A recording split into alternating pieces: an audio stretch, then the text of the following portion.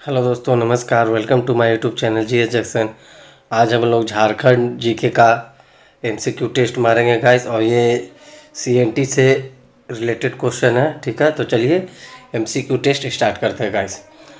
तो first question, Bengal, Bihar एवं उड़ीसा की दीवानी ब्रिटिश कंपनी को कब सौंपी गई थी?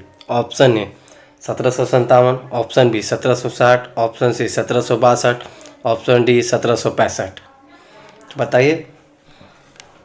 अंग्रेज़ों को बिहार, बंगाल और उड़ीसा की दीवानी यानी सिविल मामला, राजस्व वाला मामला कब मिला था इनको?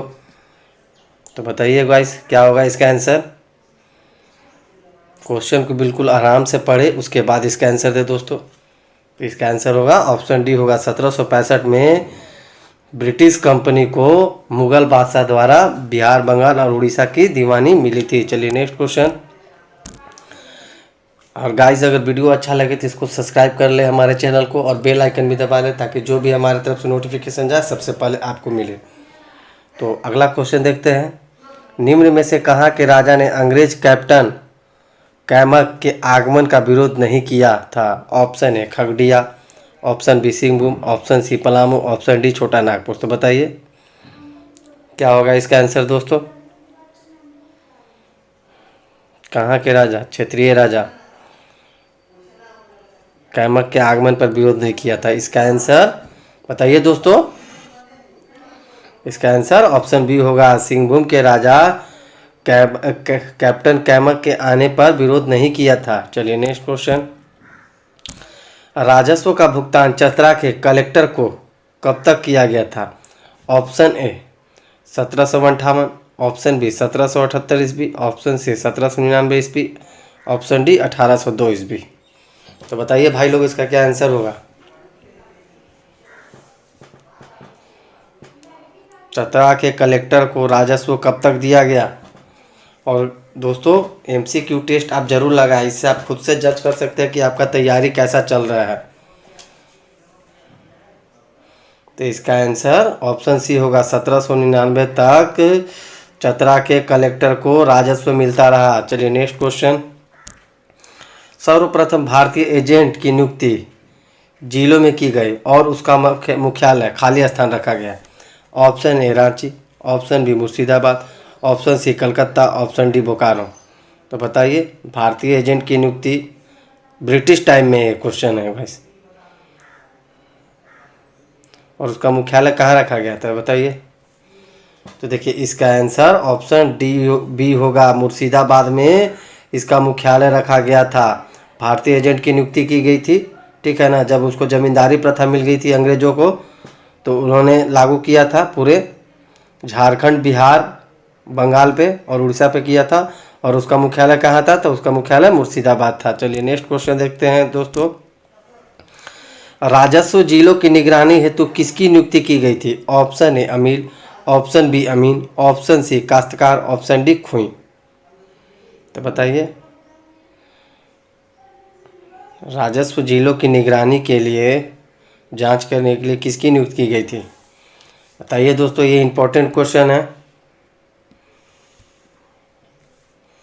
तो इसका आंसर ऑप्शन ए होगा, अमील की नियुक्ति की गई थी। चलिए अगला क्वेश्चन।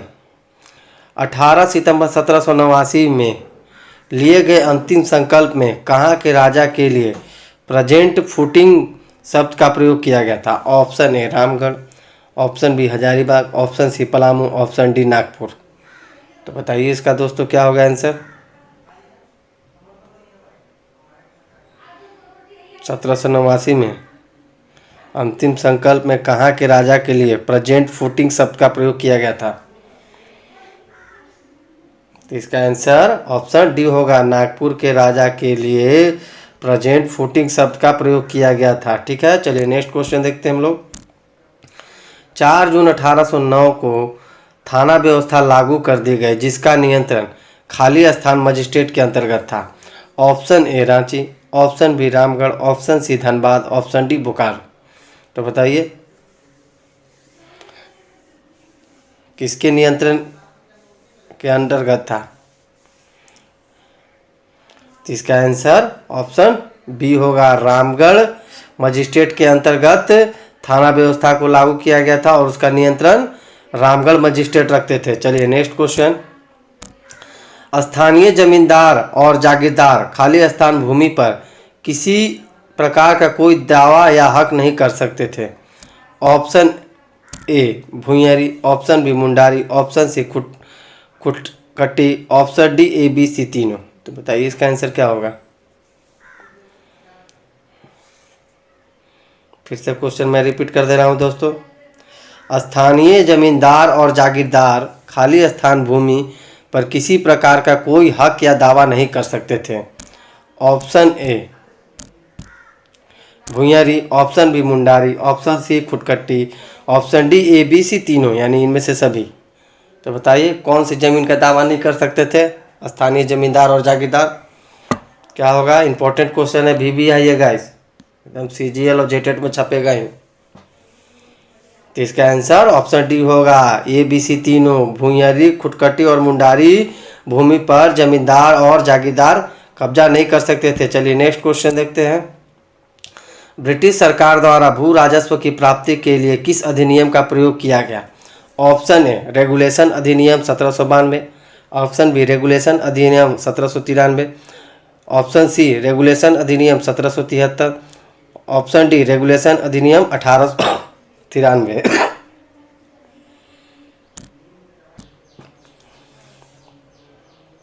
तो इसका आंसर दीजिए आप लोग दोस्तों, क्या होगा इसका आंसर।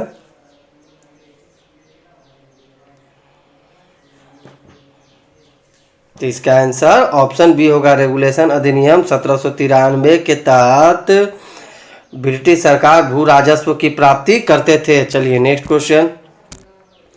निम्न में से किसके नेतृत्व में 1862 में भुइयारी सर्वे का आरंभ किया गया। ऑप्शन है Babu Rakhaldas Haldar, option B James Pettis, option C Dalton, option D Yatindra Bose.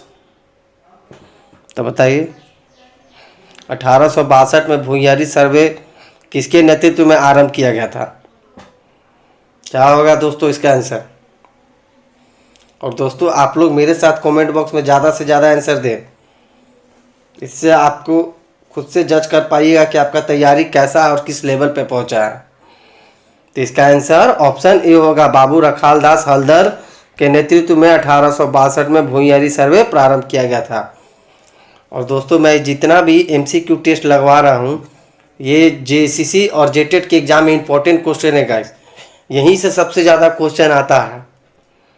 तो चलिए नेक्स्ट क्वेश्चन देखते हैं हम लोग।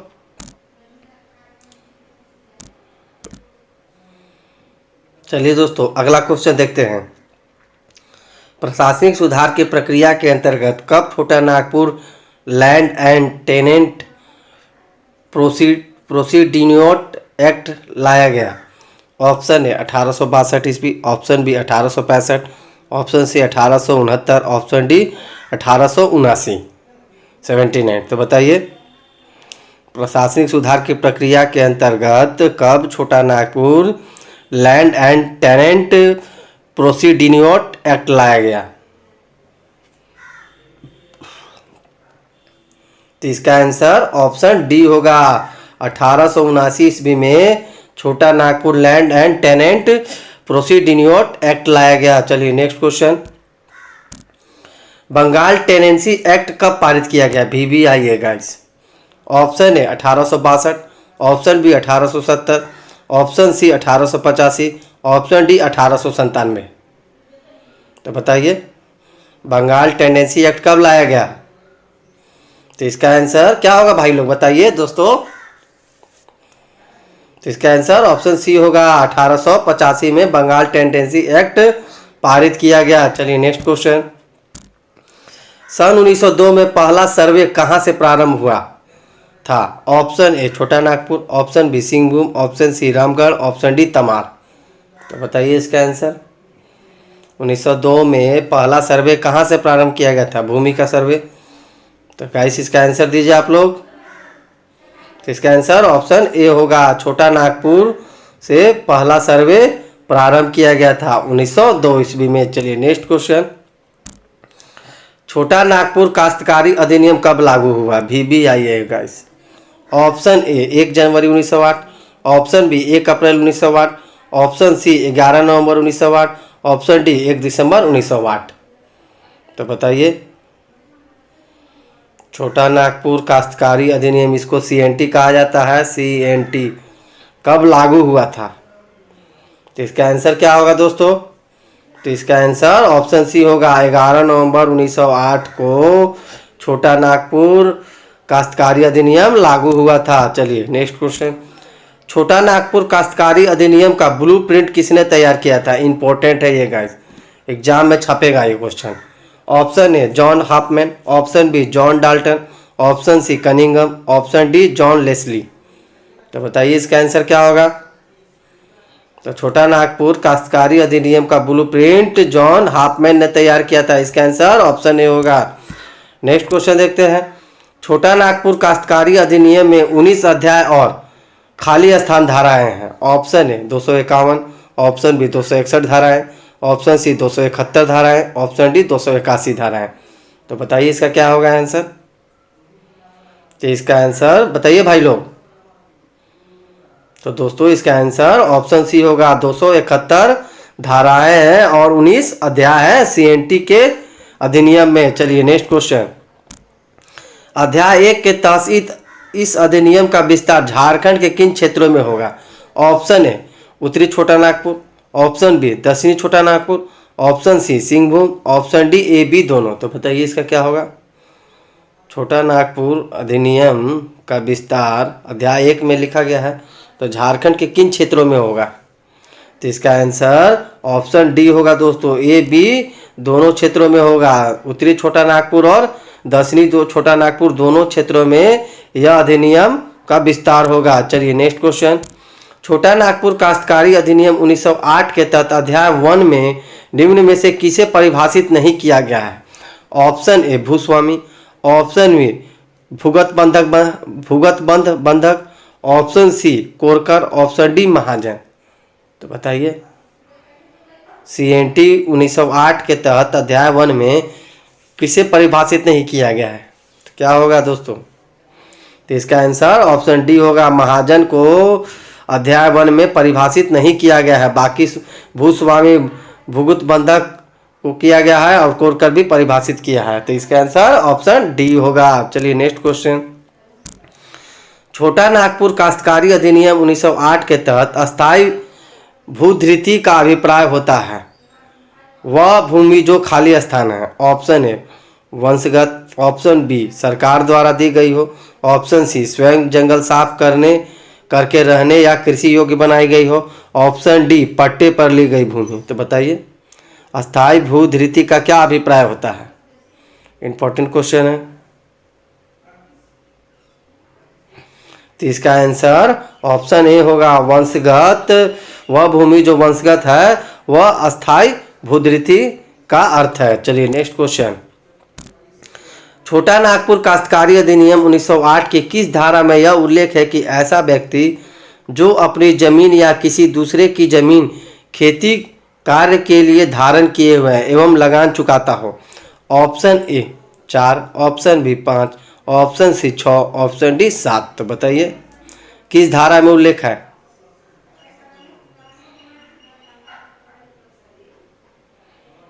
लगान का बात किया गया है गाइस। तो इसका आंसर ऑप्शन बी होगा, धारा 5 में सीएनटी कानून में उल्लेख है कि वह व्यक्ति जमीन या किसी दूसरे की जमीन में खेती कार्य के लिए धारण किया हो एवं लगान चुकाता हो। चलिए नेक्स्ट क्वेश्चन। छोटा नागपुर काश्तकारी अधिनियम 1908 की धारा 8 में किसका उल्लेख है? ऑप्शन ए रैयत, option B Mundari, option C Khuntkattidar, option D B और सी दोनों। तो इसका आंसर क्या होगा? धारा 8 में क्या उल्लेख है छोटा नागपुर काश्तकारी अधिनियम में भाई लोग?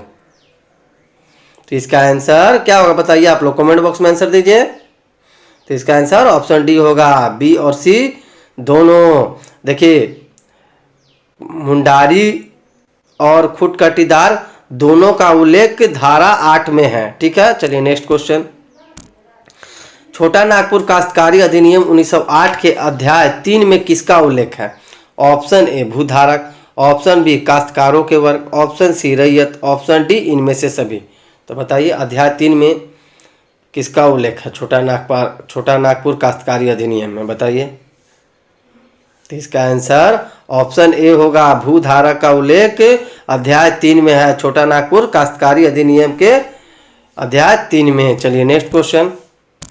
छोटा नागपुर काश्तकारी अधिनियम 1908 के धारा 10 में क्या उल्लेख है? ऑप्शन ए, किसी भूमियर की जमीन के लगान में वृद्धि नहीं होगी। ऑप्शन बी, रैयत वैसा व्यक्ति जिसने खेती करने के लिए भूमि धारण करने का अधिकार प्राप्त किया हो। ऑप्शन सी, मुंडारी एवं खुटकटीदार की परिभाषा। ऑप्शन डी, इनमें से कोई नहीं। तो बताइए गाइस इसका क्या होगा आंसर?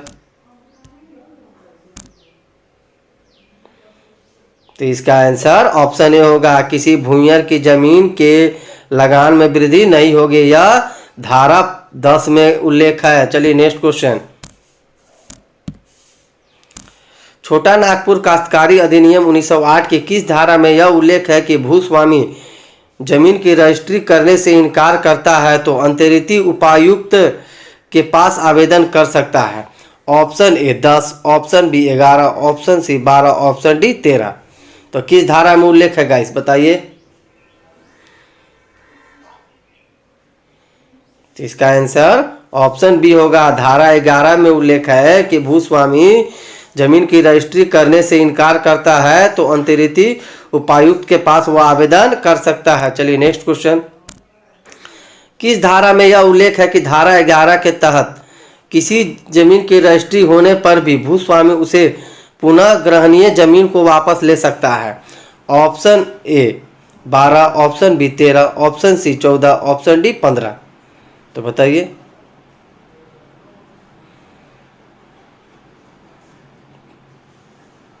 क्या होगा गाइस इसका आंसर?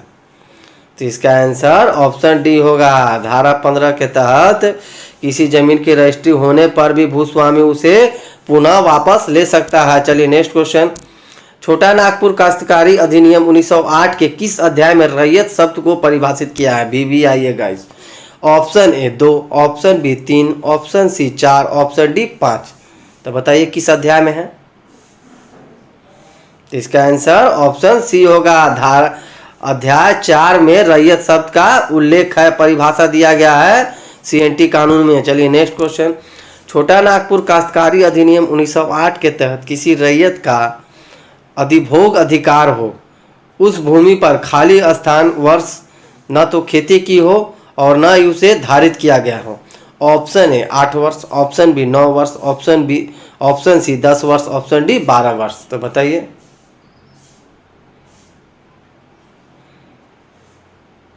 तो इसका आंसर ऑप्शन डी होगा, 12 वर्ष। देखिए 1908 के तहत किसी रैयत का अधिभोग अधिकार होगा, उस भूमि पर अगर 12 वर्ष तक न तो खेती की हो और न ही धारित किया होगा तो उसे उस रैयत का अधिभोग अधिकार होगा। चलिए नेक्स्ट क्वेश्चन। बंदोबस्त रैयत की परिभाषा किस धारा में दी गई है? Option A 17, option B 19, option C 23, option D 29। तो बताइए बंदोबस्त धारा की परिभाषा किस धारा में दी गई है? इसका क्या होगा दोस्तों आंसर? तो इसका आंसर ऑप्शन ए होगा, धारा 17 में बंदोबस्त रैयत की परिभाषा दी गई है। Next question. संथाल परगना भूधारण अनुपूरक उपबंध अधिनियम कब पारित हुआ? Option A 1940, option B 1945, option C 1949, option D 1950। तो बताइए।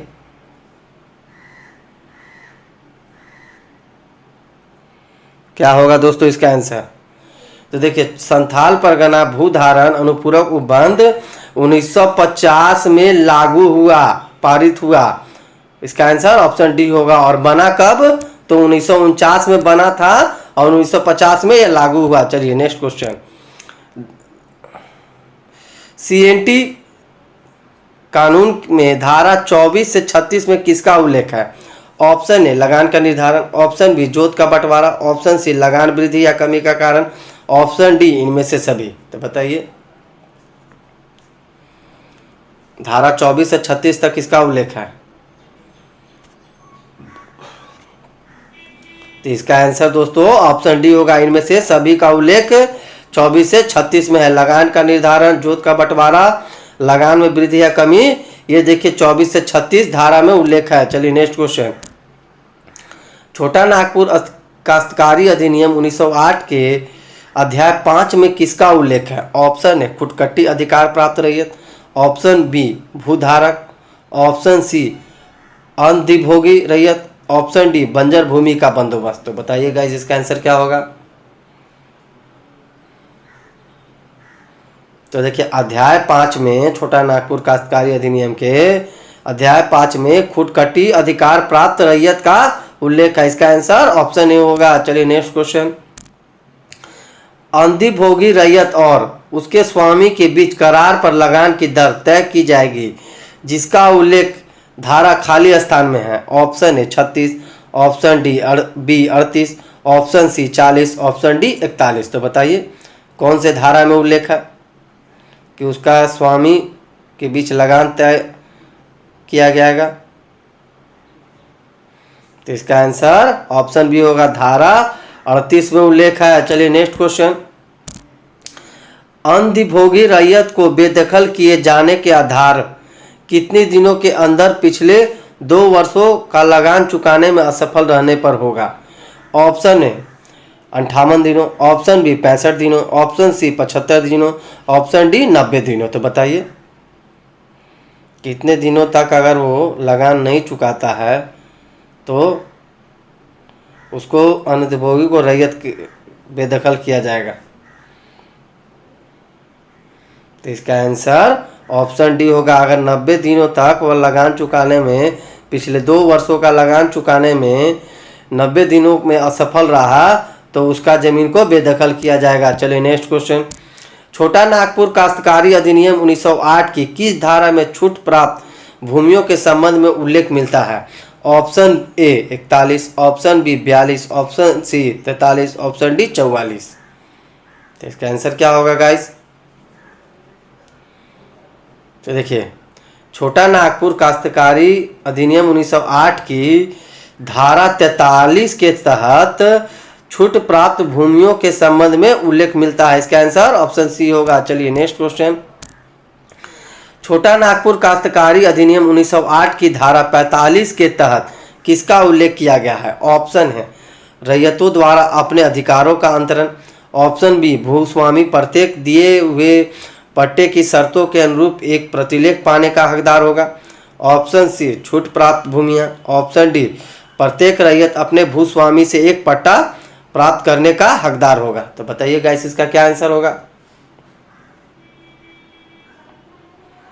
तो देखिए गाइस CNT 1908 की धारा 45 के तहत, बताइए दोस्तों, भूस्वामी प्रत्येक दिए हुए पट्टे की शर्तों के अनुरूप एक प्रतिलेख पाने का हकदार होगा। इसका आंसर ऑप्शन बी होगा। ये धारा 45 में उल्लेख है। चलिए नेक्स्ट क्वेश्चन। छोटा नागपुर अभिधृति अधिनियम कब पारित हुआ था? Option A 1952, option B 1958, option C 1965, option D 1969। बताइए छोटा नागपुर अभिधृति अधिनियम कब पारित हुआ? तो इसका आंसर बताइए दोस्तों, ऑप्शन डी होगा। 1969 में छोटा नागपुर अभिधृति अधिनियम पारित किया गया था। चलिए नेक्स्ट क्वेश्चन। न्यायालय आदेश के अधीन रैयती अधिकार के विक्रय पर प्रतिबंध का निम्न में से किस धारा में प्रावधान है?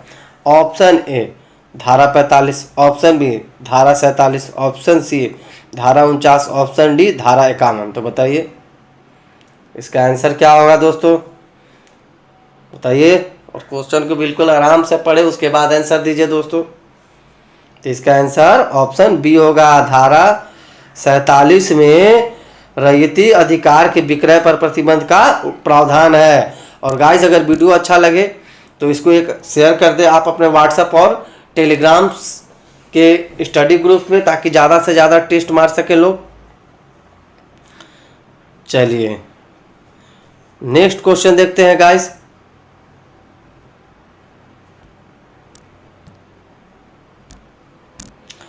छोटा नागपुर काश्तकारी अधिनियम 1908 की किस धारा में भूइंरी भूधृति के अंतरण पर प्रतिबंध का प्रावधान है? Option A 48, option B 46, option C 44, option D 50। तो क्या होगा दोस्तों इसका आंसर? किस धारा में भूइंरी भूधृति के अंतरण का प्रतिबंध का प्रावधान है? तो इसका आंसर बताइए भाई लोग, क्या होगा आंसर? इसका आंसर ऑप्शन ए होगा। 48 धारा 48 में प्रावधान है कि भूइंरी भूधृति के अंतरण पर प्रतिबंध रहेगा। चलिए नेक्स्ट क्वेश्चन। निम्न में से किसके द्वारा भूइंरी कुटुंब के किसी व्यक्ति को उसके भूधृति का विक्रय दान विनिमय बिल द्वारा अंतरित करने की अनुज्ञा देने वाले नियम बनाए जा सकते हैं? Option A gram panchayat, option B zila panchayat, option C जिला उपायुक्त, ऑप्शन डी राज्य सरकार। ये इंपॉर्टेंट है क्वेश्चन, ये जेपीएससी में आया है गाइस, 7वां जेपीएससी में। तो इसका आंसर क्या होगा? तो इसका आंसर ऑप्शन डी होगा। राज्य सरकार ही भूइंरी कुटुंब के किसी व्यक्ति को उसके भूधृति विक्रय दान विनिमय अंतरित करने की अनुज्ञा का नियम बना सकता है। ऑप्शन डी होगा। चलिए नेक्स्ट क्वेश्चन। छोटा नागपुर काश्तकारी अधिनियम 1908 के अध्याय 11 में क्या प्रावधान है? ऑप्शन ए जोतों या भूधृति के पट्टे का अंतरण, ऑप्शन बी लगान के बारे में साधारण अंतरण, ऑप्शन सी छूट प्राप्त भूमियां, ऑप्शन डी अधिभोगी रैयत। तो इसका आंसर दीजिए,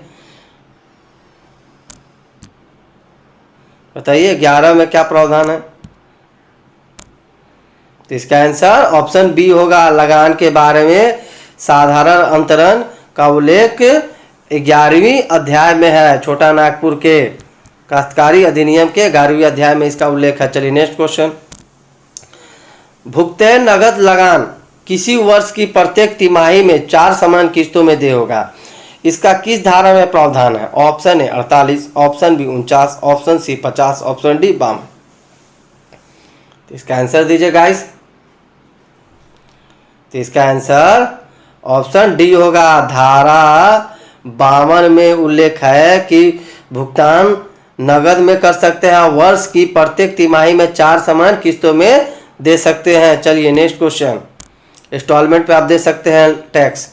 लगान या उस पर देय ब्याज या दोनों के भुगतान करने पर रसीद प्राप्त होगी। अगर रसीद नहीं मिलती है तो किससे शिकायत की जा सकती है? ऑप्शन ए उपायुक्त, ऑप्शन बी प्रखंड विकास अधिकारी, ऑप्शन सी ग्राम प्रधान, ऑप्शन डी मुख्यमंत्री। तो बताइए, अगर आप लगान देता है कोई किसान या रैयत, तो अगर उसको रसीद नहीं दिया जाता है तो किसके पास शिकायत कर सकता है? क्या होगा दोस्तों इसका आंसर? तो इसका आंसर ऑप्शन ए होगा। उपायुक्त के पास वो शिकायत कर सकता है रैयत। चलिए नेक्स्ट क्वेश्चन। छोटा नागपुर काश्तकारी अधिनियम 1908 की धारा 58 के तहत किसी वर्ष में लगान का भुगतान नहीं होने पर प्रति वर्ष अधिक से अधिक खाली स्थान प्रतिशत साधारण ब्याज लगेगा। Option A 5.50%, option B 6.25%, option C 6.50%, option D 6.75%। तो बताइए, अगर कोई किसान या रैयत या खुद कर्जदार अगर लगान नहीं चुका पाता है तो 1 साल में उसका कितना ब्याज लगेगा लगान पे? अधिक से अधिक, मैक्सिमम। तो इसका आंसर बताइए दोस्तों। तो इसका आंसर ऑप्शन बी होगा। 6.25 से ज़्यादा साधारण ब्याज नहीं लगेगा, इतना ही लगेगा। ठीक है, इसका आंसर ऑप्शन बी होगा। चलिए नेक्स्ट क्वेश्चन। छोटा नागपुर काश्तकारी अधिनियम 1908 की धारा 61 में प्रावधान है। ऑप्शन ए लगान भुगतान पर रसीद की प्राप्ति, ऑप्शन बी 4 समान किस्तों में लगान का निर्धारण, ऑप्शन सी वस्तु रूप में देय लगान का रूपांतरण, ऑप्शन डी कर मुक्त लगान का निर्धारण। तो बताइए, सीएनटी एक्ट के धारा 61 में क्या प्रावधान है? बताइए इसका आंसर दोस्तों। तो इसका आंसर ऑप्शन सी होगा। वस्तु रूप में देय लगान का रूपांतरण। जैसे देखिए, मान लीजिए कोई खेती किया रैयत, तो उसके पास पैसा नहीं है तो वो लगान के रूप में सामान दे सकता है, जैसे अनाज और ये सब। तो उसी के बारे में धारा 41 में प्रावधान किया गया है। चलिए नेक्स्ट क्वेश्चन। बंजर भूमि के बंदोबस्त का प्रावधान किस अध्याय में है? Option A 7, option B 8, option C 9, option D 10। तो कौन से अध्याय में बंजर भूमि के बंदोबस्ती का प्रावधान है दोस्तों, बताइए। तो इसका आंसर ऑप्शन सी होगा, अध्याय 9 में बंजर भूमि के बंदोबस्त का प्रावधान है। चलिए नेक्स्ट क्वेश्चन। किसी गांव के कृषक या भूमिहीन श्रमिक को उपायुक्त की आज्ञा से भूमि की कोर कर में परिवर्तित करने का प्रावधान धारा खाली स्थान में है। Option A 60, option B 62, option C 63, option D 64। तो बताइए कौन से धारा में प्रावधान है उपायुक्त की आज्ञा से भूमि को कोर कर में परिवर्तित कर सकता है। तो इसका आंसर ऑप्शन डी होगा, धारा 64 में प्रावधान है कि कोई कृषक या भूमिहीन श्रमिक उपायुक्त की आज्ञा से भूमि को कोर कर रूप में परिवर्तित कर सकता है। चलिए नेक्स्ट क्वेश्चन। कोर कर में संपरिवर्तित भूमि पर सबसे पहले कृषि वर्ष की फसल की कटाई के खाली स्थान वर्ष के बाद तक लगान दे नहीं होगा। ऑप्शन देखते हैं दोस्तों। Option A 4, option B 5, option C 6, option D 7। तो बताइए इसका आंसर क्या होगा। तो इसका आंसर ऑप्शन ए होगा, 4 वर्षों तक उस पर लगान नहीं लगेगा। चलिए नेक्स्ट क्वेश्चन। किसके आदेश के बिना किसी भी काश्तकार को काश्तकारी से बेदखल नहीं किया जा सकता है। ऑप्शन ए अनुमंडलाधिकारी अधिकारी, ऑप्शन बी ग्राम प्रधान, ऑप्शन सी राज्यपाल, ऑप्शन डी उपायुक्त। किसके आदेश के बिना, बताइए गाइस, इंपॉर्टेंट क्वेश्चन है। तो देखिए उपायुक्त के बिना आदेश का कोई भी काश्तकार को काश्तकारी से बेदखल नहीं किया जा सकता। इसका आंसर ऑप्शन डी होगा। चलिए नेक्स्ट क्वेश्चन। किस धारा में यह प्रावधान है कि यदि प्रतिवादी समय के अंदर प्रतिकर का भुगतान कर दे तो उसकी बेदखली रद्द की जा सकती है। Option A 65, option B 67, option B 69, option D 71। तो कौन से धारा में प्रावधान है कि अगर प्रतिकर भुगतान कर देता है तो उसकी बेदखली रद्द की जाएगी।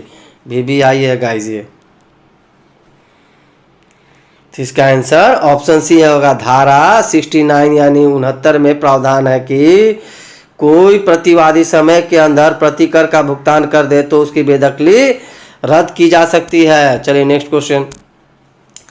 धारा 71 ख के तहत कपटपूर्ण तरीके से किस धारा का उल्लंघन करते हुए कोई भूमि अंतरित करने की स्थिति में 3 वर्ष की सजा या 1000 रुपये का जुर्माना या दोनों दे होने का प्रावधान है। Option A 46, option B 48, option C 64, option B 66। तो बताइए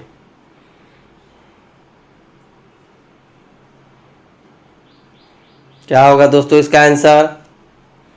तो इसका आंसर ऑप्शन ए होगा, धारा 46 के तहत कोई अगर कपटपूर्ण तरीके से किसी का जमीन करता है, ट्रांसफर करता है, तो उसको 3 वर्ष की सजा और 1000 या दोनों एक साथ लगाने का प्रावधान है। चलिए नेक्स्ट क्वेश्चन। तो गाइज आज के लिए इतना ही, एक नए वीडियो के साथ मिलेंगे, तब तक आप लोग खूब मन लगा कर पढ़े। ओके।